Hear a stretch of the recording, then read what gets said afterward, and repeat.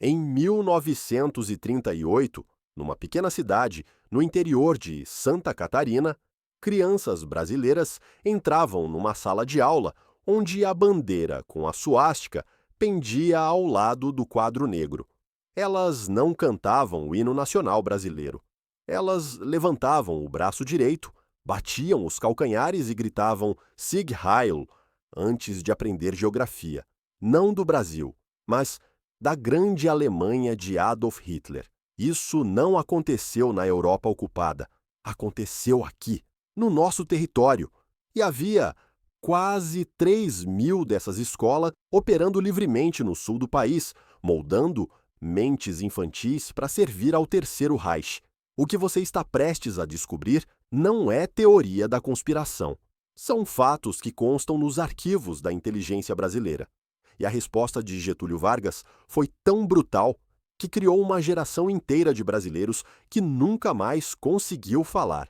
Sejam bem-vindos ao Arquivos Brasileiros. No documentário de hoje, vamos abrir os arquivos confidenciais sobre as escolas nazistas no sul do Brasil. A verdade sombria que Getúlio Vargas tentou apagar da história e revelar o que os livros de história tentaram suavizar sobre o ditador mais controverso do Brasil. Enquanto você ouvia nas aulas de história que o Brasil foi palco de pequenas comunidades alemãs pacíficas no sul, a realidade nos arquivos de inteligência militar conta uma história completamente diferente. Entre 1920 e 1930, algo estava acontecendo nas colinas do Rio Grande do Sul, nos vales de Santa Catarina e nas florestas do Paraná. Não eram apenas imigrantes alemães construindo suas vidas, era a construção de uma nação dentro da nação. O Partido Nazista estabeleceu no Brasil sua maior filial fora da Alemanha. Deixe isso afundar por um segundo. 85 círculos do partido espalhados por 17 estados brasileiros. Mas a concentração real, o coração pulsante dessa operação, estava no sul. Havia cidades inteiras onde o português simplesmente não existia. Você podia atravessar ruas, entrar em mercados, frequentar igrejas e nunca ouvir uma palavra em português. Os jornais chegavam nas bancas impressos em alemão gótico. As placas nas estradas apontavam para destinos com nomes germânicos. As crianças brincavam em alemão. Os velhos bebiam cerveja nos clubes sociais, falando sobre a pátria-mãe. Não o Brasil, mas a Alemanha. Esse era o conceito do Deutschtum, o germanismo, a ideia venenosa que o Terceiro Reich exportava através do Atlântico. Mesmo nascendo em solo brasileiro, mesmo tendo um passaporte brasileiro, o sangue alemão obrigava a lealdade apenas a Hitler e à Alemanha. O Brasil era apenas o lugar onde eles moravam. A Alemanha era a pátria. E Berlim não estava apenas observando de longe. O dinheiro fluía. Navios cruzavam o oceano, trazendo não apenas imigrantes, mas professores doutrinados, livros didáticos aprovados pelo Ministério da Propaganda de Goebbels, uniformes da juventude hitlerista e ordens diretas do alto comando nazista. Os agentes de inteligência brasileiros que conseguiam infiltrar essas comunidades voltavam com relatórios alarmantes. Eles descreviam um sentimento crescente de separatismo, conversas em bares sobre como o Sul deveria se tornar um protetorado alemão, discussões sobre como aquelas terras pertenciam ao povo germânico, não aos miscigenados brasileiros. Não era paranoia, era planejamento estratégico. Hitler enxergava a América do Sul como terreno fértil para expansão. E o sul do Brasil, com sua população alemã concentrada, era a cabeça de ponte perfeita. Agora, imagine que você é uma criança de 7 anos em 1937. Seus pais são descendentes de imigrantes alemães. Você acorda cedo, numa manhã fria, de inverno sulista, coloca seu uniforme, não o uniforme escolar comum, mas uma réplica fiel do uniforme da juventude hitlerista e caminha até ou a escola local. Você entra na sala de aula, as paredes são decoradas com mapas, mas não são mapas do Brasil, são mapas da Europa mostrando a expansão da Grande Alemanha. Há um pequeno retrato de Getúlio Vargas pendurado num canto discreto, porque a lei brasileira exigia, mas ele está encoberto, diminuído, quase escondido pelo retrato gigante de Adolf Hitler que domina a parede principal. Sua professora, enviada diretamente de Berlim, com credenciais do Ministério da Educação do Reich, bate palmas. Todas as crianças levantam, esticam o braço direito, batem os calcanhares e gritam em uníssono: Sieg Heil, Heil Hitler. A aula começa, mas não é sobre a história do Brasil. É sobre a história da raça ariana, sobre como o sangue alemão é superior, sobre como a missão da nova geração é manter a pureza racial e servir ao Führer, não importa onde estejam no mundo. Depois vem a música. O Horst Wessel Lied, o hino oficial do Partido Nazista, ecoa pelas salas. Crianças de 6, 7, 8 anos cantam sobre sacrifício, sobre morrer pela bandeira da suástica, sobre esmagar os inimigos da Alemanha. Essas não eram uma ou duas escolas isoladas. Eram quase 3.000 espalhadas pelo sul, financiadas por Berlim, administradas por nazistas convictos e produzindo, ano após ano, uma geração de brasileiros cujas cabeças pertenciam a Hitler. Os relatórios da inteligência brasileira eram explícitos no diagnóstico. Essas crianças estavam sendo treinadas como uma quinta coluna, soldados sem uniforme, espiões em formação, cidadãos brasileiros apenas no papel. E o pior, muitos pais não tinham escolha. Nas regiões rurais isoladas, essas eram as únicas escolas disponíveis. Se você quisesse que seu filho aprendesse a ler e escrever, tinha que aceitar a doutrinação nazista como parte do pacote. Getúlio Vargas recebia esses relatórios em seu gabinete no Palácio do Catete, no Rio de Janeiro. Ele lia sobre crianças marchando em formação militar, sobre professores ensinando que o Brasil era uma nação inferior, sobre comunidades inteiras se recusando a hastear a bandeira brasileira. E Vargas, o grande jogador de xadrez da política brasileira, sabia que estava diante de uma bomba relógio. A Segunda Guerra Mundial ainda não havia começado oficialmente, mas os ventos da guerra já sopravam pela Europa. E se Hitler decidisse que precisava de uma base no Atlântico Sul, se decidisse que aqueles enclaves alemães no Brasil eram, na verdade, território alemão ocupado, o Brasil poderia acordar um dia e descobrir que 3 estados do Sul haviam declarado lealdade ao Reich. 10 de novembro de 1937.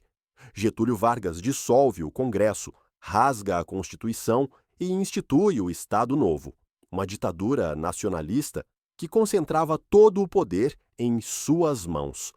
E uma das primeiras missões dessa nova ordem era eliminar o que ele chamava de quistos étnicos, comunidades estrangeiras que se recusavam a se integrar. Em 1938, começou a campanha de nacionalização. O nome soa burocrático, quase tedioso.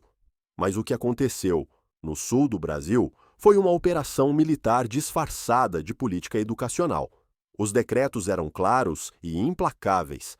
Falar qualquer língua estrangeira em público estava proibido, não apenas nas escolas, em qualquer lugar público, nas ruas, nos mercados, nas igrejas, alemão, italiano, japonês, todas banidas sob pena de prisão. Todas as escolas alemãs foram fechadas da noite para o dia.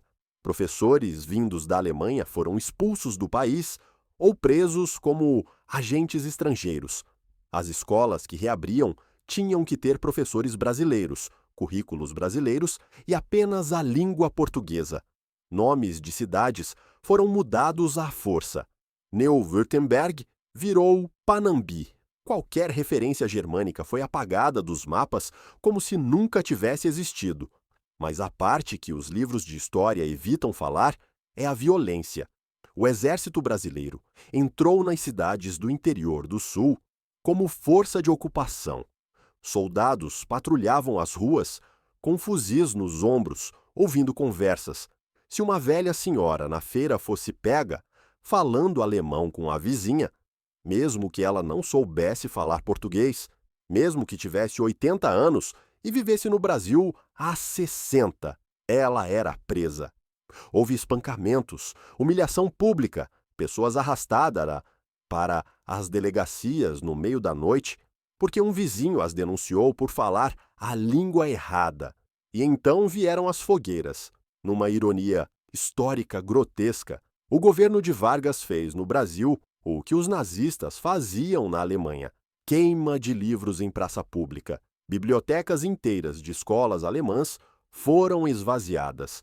Livros didáticos, obras de literatura clássica alemã, bíblias em alemão gótico, bandeiras com suásticas, tudo empilhado no centro das praças e incendiado. As chamas subiam enquanto soldados e policiais vigiavam a multidão. Qualquer demonstração de resistência era esmagada imediatamente. Mas o verdadeiro horror não estava nas prisões ou nas fogueiras, estava no silêncio. Eles ficaram conhecidos como a geração muda. Milhares de crianças e idosos que, de um dia para o outro, perderam a capacidade de se comunicar. Não por alguma doença, mas por medo. Imagine ser uma criança de 10 anos cuja única língua é o alemão. Sua família fala alemão em casa, seus amigos falam alemão. A escola ensinava em alemão e, de repente, da noite para o dia, falar alemão pode colocar seu pai na prisão. Você para de falar, simplesmente para. Mas você também não sabe falar português, então você fica mudo, você aponta, você gesticula, você vive num limbo linguístico preso entre duas línguas, uma proibida, outra desconhecida. Os relatos de psicólogos que trabalharam na região décadas depois descrevem traumas profundos. Adultos que, mesmo 70 anos depois, começavam a gaguejar quando tentavam falar sobre aquele período. Famílias que simplesmente pararam de conversar durante as refeições, porque o medo tinha criado raízes tão profundas que, mesmo dentro de casa, mesmo décadas depois da guerra, o silêncio parecia mais seguro. Houve casos documentados de crianças que desenvolveram mutismo seletivo permanente. Elas literalmente esqueceram como falar, porque o trauma de ver os pais sendo presos por falarem alemão destruiu a conexão entre pensamento e linguagem. E aqui está a verdade mais dolorosa. Nem todos nessas comunidades eram nazistas. A maioria não era. Eram apenas imigrantes tentando sobreviver, tentando manter viva a cultura dos seus avós. Mas foram todos punidos da mesma forma. Vargas não fez distinção entre o professor nazista que doutrinava crianças e a avó que rezava em alemão, porque era a única língua que conhecia. Todos foram tratados como inimigos do Estado. Então, por que Vargas fez isso? A resposta oficial: patriotismo, proteção da soberania nacional, eliminação da ameaça nazista em território brasileiro. A resposta real é mais complicada. Sim, havia uma ameaça real. As escolas nazistas eram reais. A doutrinação era real. O separatismo era uma possibilidade concreta. E Vargas, pressionado pelos Estados Unidos, que temiam uma base nazista no Atlântico Sul, agiu com brutalidade calculada. A operação foi eficaz. Quando a Segunda Guerra Mundial começou, de fato, o Brasil não tinha uma quinta coluna nazista organizada. Hitler não conseguiu usar o Sul como base de operações. A estrutura foi desmantelada antes que pudesse ser ativada, mas o custo foi pago em liberdade civil e trauma psicológico coletivo. Inocentes pagaram pelo crime de falar a língua errada. Uma geração inteira cresceu com medo de se expressar. E essa história raramente é contada porque ela revela algo desconfortável, que o Brasil, na luta contra o fascismo, usou métodos fascistas, que Vargas, o homem que é celebrado como o pai dos trabalhadores, também foi o arquiteto de uma campanha de repressão cultural violenta. Os arquivos estão aí, as fotos das fogueiras existem, os relatos dos mudos foram registrados. Mas na narrativa oficial, tudo isso foi suavizado como necessário e patriótico. A pergunta que fica é: quando o perigo é real, até onde um governo pode ir para proteger a nação sem se tornar aquilo que ele diz combater? Se você quer continuar desenterrando os segredos militares e políticos do Brasil, que foram varridos para debaixo do tapete, deixe seu like agora. Isso é vital para a nossa missão de trazer esses documentos esquecidos à luz. E inscreva-se no canal, porque no próximo vídeo vamos revelar como Getúlio Vargas mantinha uma polícia secreta que torturava opositores políticos nos porões do Rio de Janeiro. E como um dos torturadores virou herói nacional. Comente aqui embaixo. Vargas foi um patriota que salvou o Brasil da infiltração nazista ou um ditador que usou o medo como desculpa para esmagar liberdades? Quero ouvir sua opinião. Até a próxima!